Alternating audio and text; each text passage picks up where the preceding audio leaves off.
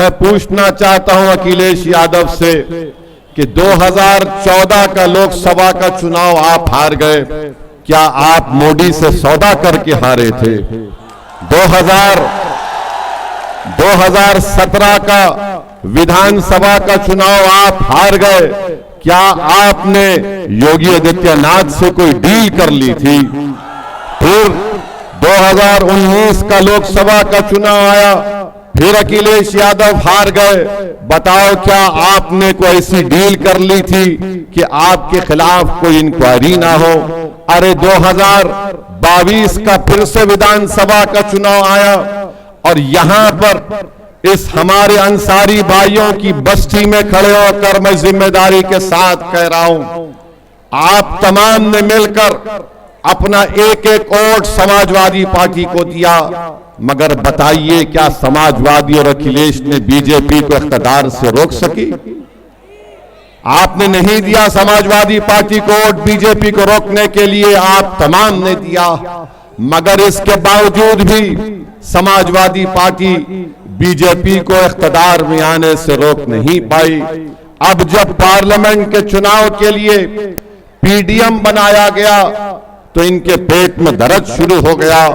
अरे बताओ अखिलेश यादव, तुम्हारी जबान से लफ्ज मुसलमान नहीं निकलता। जब तुमसे पूछा जाता है कि बैकवर्ड क्लास के आरक्षण के बारे में बताओ तो अखिलेश यादव कहते हैं मुझे पता नहीं है। जब मुसलमान के बारे में अखिलेश यादव से पूछा जाता है तो बोलते हैं कि मैं लखनऊ में एक मॉल बनाया। अखिलेश यादव, इतनी बड़ी आबादी अल्पसंख्यक समाज मुसलमानों की उत्तर प्रदेश में रहती है, जब आपसे पूछा जाता है अल्पसंख्यक समाज मुसलमानों के बारे में तो आप एक मॉल की मिसाल देते हैं। ये इनका मसला है। और आज आप देखते हैं कि हमको गाली देने वाले मुरादाबाद में डॉक्टर एसटी हसन वहां के रुकने पार्लियामान थे, उनको टिकट नहीं दिया गया। बताइए क्यों नहीं दिया गया? इसलिए नहीं दिया गया क्योंकि नहीं चाहते थे कि एसटी हसन अगर दोबारा जीत जाएगा तो वो ताकतवर बन जाएगा। आप सबको रोकना चाहते हैं। अरे आप ऐसे लोगों को चाहते हैं जो सिर्फ आपके सामने सर झुकाकर बैठे रहे। मेरे भाई, मैं आपको बताने के लिए आया हूं कि अखिलेश यादव कहते हैं कि अपनी जान दे दो और बीजेपी को रोक दो। अरे अखिलेश यादव, तुम्हारा आधा परिवार नरेंद्र मोदी के साथ बैठकर चाय पी रहा है, तुम उनको नहीं रोक पाते, तुम उनको रोक नहीं पाते और हमसे कह रहे हैं कि जान दे दो और बीजेपी को रोक दो। अखिलेश यादव, जान तो हम ही दे रहे हैं ना। बुलडोजर से घर तो मेरा ही टूट रहा है, मेरे ही पैर पर गोलियां मारी जा रही हैं, मुझे ही तो जेल में जहर दे दिया गया, मेरे हाथ में हथकड़ियां हैं, मेरे हाथ अभी सुन तो लीजिए, मेरे हाथ में हथकड़ियां हैं, मेरे हाथ में हथकड़ियां हैं। मैं एक पूर्व सांसद हूं, कोर्ट ने मुझे सजा दी, मैं 10 पुलिस वालों के साथ चल रहा हूं अखिलेश, और कोई करीब से आकर मुझे गोली मार देता है। तुम्हारी जबान से उसका नाम नहीं निकला जिसका नाम अतीक था। मेरे अजीज दोस्तों और बुजुर्गों, कोर्ट का ऑर्डर आया मदरसों को खत्म करने के लिए। हजारों मदरसे मुतासिर हो गए, लाखों बच्चे मदरसे में पढ़ते, मगर समाजवादी पार्टी बोल नहीं सकती, अपने जबान से मदरसों का नाम नहीं ले सकती। और याद रखिए, समाजवादी पार्टी यही चाहती है कि आप भैया के लिए जान कुर्बान करो और दरी बिछाओ।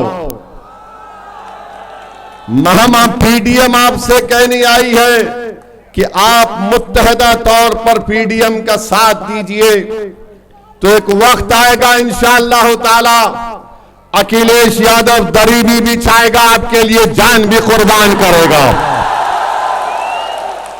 कब तक आप लोग, हमारा हाल ऐसा है कि भैया के साथ बैठकर एक फोटो ले लिए तो समझते कि बहुत बड़ा तीर मार लिए।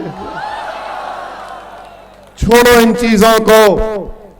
क्या तुम में काबिलियत नहीं है? क्या तुम अखिलेश यादव की तरह नेता नहीं बन सकते? बन सकते इंशाअल्लाह ताला। सिर्फ एतमाद की जरूरत है। ये जो हमने अपने दिमाग में ये जहनियत बिठा ली कि नहीं नहीं हमको इनके पीछे चलना है। अरे भाई, तुम दुनिया में इसलिए आए ताकि तुम दुनिया की इमामत कर सको। तुम दुनिया में इसलिए नहीं आए कि तुम पीछे चलो। अरे पीछे चलते कौन है? जो जानवर मवेशी के पीछे जानवर चलते हैं। हम इंसान है, याद रखो। ऊपर वाले ने आपको सोचने और समझने की सलाहियत दी है और आप अपने दिलो दिमाग पर जोर डालो। अब क्या बचा बताओ? अब यहां से तो उठना ही है ना, और नीचे तो नहीं जा सकते। अब यहां से उठना ही तो है। मगर आज भी आकर हमारे दरमियान में बाज लोग कहते हैं कि नहीं नहीं, अगर कोई मोदी से मुकाबला कर सकता है तो फुला है, पूर्व मुख्यमंत्री है। अरे भाई, उसका आधा परिवार बीजेपी में जा चुका है, आधा परिवार बीजेपी में जा चुका है। इन्हीं के लोगों, इनके पार्टी के लोगों का पेट्रोल पंप तोड़ दिया जाता है। इनका एमएलए जेल को चला जाता है। ये कभी जाकर मिलने तो छोड़ो, इनके परिवार से पूछते तक नहीं कि बताओ तुम्हारे क्या हालात हैं। क्योंकि ये जानते हैं कि आप बंदी हैं, ये जानते हैं कि आप कहीं पर नहीं जाने वाले हैं। आपके सामने सिर्फ बीजेपी का नाम लो, आप सब खामोश हो जाते हैं। अरे बताओ, यहां पर जिस जगह पर मैं खड़े होकर अल्लाह ने मुझे मौका दिया आपसे कुछ बात करने का, इस शहर के member of parliament Narendra Modi हैं। बताइए, आप 10 साल से मेंबर ऑफ पार्लियामेंट हैं। क्या नरेंद्र मोदी ने आकर पूछा कि हमारे अंसारी भाइयों के घर में कभी चिराग जलता है या नहीं जलता है? क्या नरेंद्र मोदी ने बुनकरों की सहूलत के लिए कुछ इकदाम किए? नहीं किए। क्या नरेंद्र मोदी ने, मोदी का नाम लिए तो आवाज क्यों कम हो रही?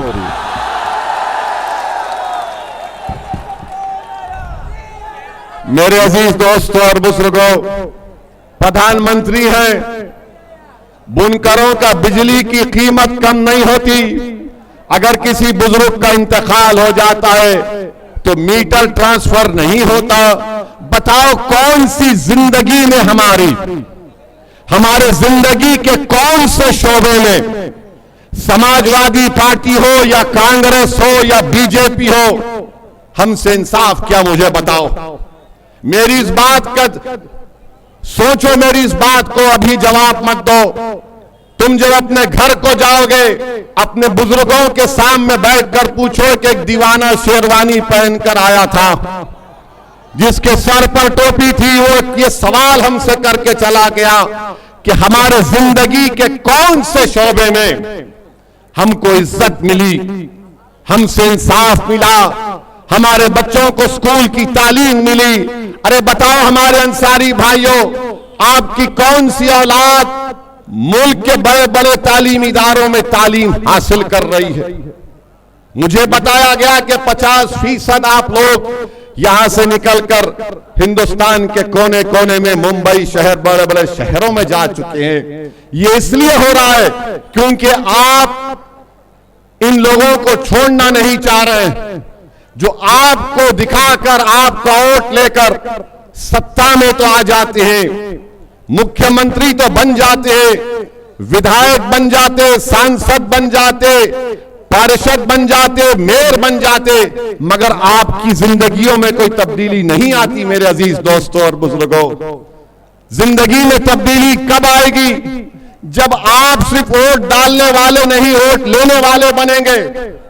मैं पहले भी कह चुका हूं, आज भी कह रहा हूं, मैं उत्तर प्रदेश को इसलिए नहीं आ रहा हूं कि मैं अपने आप को यहां पर मजबूत कर सकूं।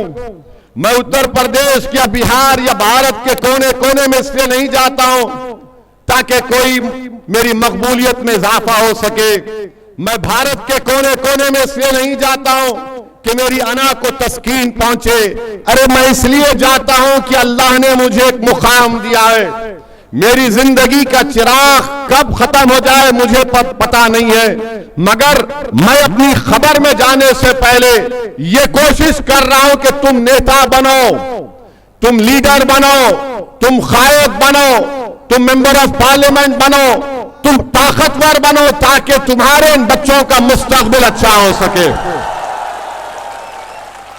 मेरे भाई, मैं आपके थालियों का कभी मोहताज नहीं था। मैं आपसे नहीं कह रहा हूं कि मैं तकरीर इसलिए कर रहा हूं कि तुम्हारी थालियों को सुनकर मुझे खुशी मिलेगी। मेरे भाई, मैं ये थालियां सुन सुनकर मेरे कान पक चुके हैं। तुम्हारे जज्बाती नारे सुन सुनकर मेरे कान पक चुके हैं। मैं सिर्फ तुमसे यह बताने आया हूं कि तुम थाली मत बजाओ, तुम सिर्फ इस उंगली से और डालो पीडीएम को। यही हमारी ताकत का मुजाहरा होगा, यही हमारी ताकत का मुजाहरा होगा। तो मुत्तहिदा तौर पर अपने वोट का इस्तेमाल करिए। ये तमाम सियासी पार्टियां हैं, समाजवादी है, बहुत सी पार्टियां हैं, मगर आपने क्या हासिल किया बताइए। आप उत्तर प्रदेश में सबसे ज्यादा जेलों में कौन है? दलित समाज है, आदिवासी समाज है, पिछड़ा समाज है, मुसलमान है। आप बताइए अजीज दोस्तों और बुजुर्गों, मैं मुख्तार अंसारी का नाम लेकर कह रहा हूं, मैं किसी बाप से डरने वाला नहीं हूं। जमहूरियत के दायरे में रहकर कह रहा हूं कि मुख्तार अंसारी एक इंसान था। मुख्तार अंसारी एक इंसान था, जुडिशियल कस्टडी में था, जहर देकर मार दिया। वो शहीद है, वो शहीद है। और शहीदों के बारे में कहा गया कि उनको मुर्दा कभी मत कहो, वो जिंदा है, उनको ग़िज़ा मिलती है।